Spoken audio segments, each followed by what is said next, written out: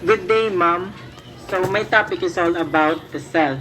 We all know that the cells have different parts. First is the cytoplasm, smooth endoplasmic reticulum, raw endoplasmic reticulum, lysosomes, microtubules, cell membrane, secretory vesicles, centrioles, ribosomes, nucleus, nucleolus, Golgi apparatus, Golgi vesicles, and last is the mitochondrion.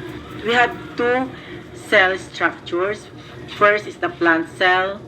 Plant cells have also different parts. First is the Golgi apparatus, Golgi vesicles, mitochondria, chloroplast, cell wall, cell membrane, endoplasmic reticulum, ribosomes, nucleolus, vacuoles, cytoplasm. In animal cell structures, we have mitochondrion, cell wall, ribosomes, nucleus, raw endoplasmic reticulum, nucleus, and lastly, the cytoplasm. So, what is cell?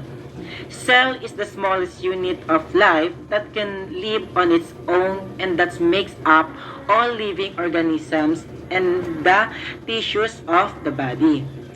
An animal cell is the type of eukaryotic cell that lacks a cell wall and has a true membrane-bound nucleus along with other organelles. A cell has three main parts: the cell membrane, the nucleus, and the cytoplasm.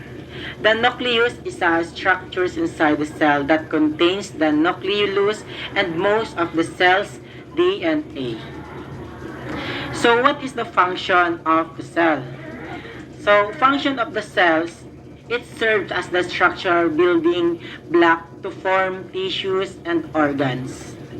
Each cell is functionally independent. It can live on its own under right. Cells also have conditions. First, it can define its boundaries and protect itself from external changes causing internal changes. Second, it can use sugar to derive energy for different processes which keep it alive. Third, it contains all the informations required for replicating itself and interacting with others cells in order to produce a multicellular organisms. And lastly, it is even possible to reproduce the interplant for almost any single cell of the plant. So what is the type of cells? The type of cells first is the prokaryotic cells. Prokaryotic cells is very simple. There are no organelles and most everything functions in the cytoplasm. And the second type of the cell is the eukaryotic cells. Eukaryotic cells all contains the organelles that group the cells. Includes unicellular algae and protists that live alone or in colonies. Second, it includes multicellular organisms, animals, plants, fungi, where cells work together. Next is the parts of the eukaryotic cells and their functions. So the first part is the outside boundary of the cells. The first part of the cells and their function is cell wall. Cell wall is protects and support cells. And it made from carbohydrate, cellulose, and pectin polysaccharides. And lastly, strong but leaky, lets water chemical pass through analogous to a cardboard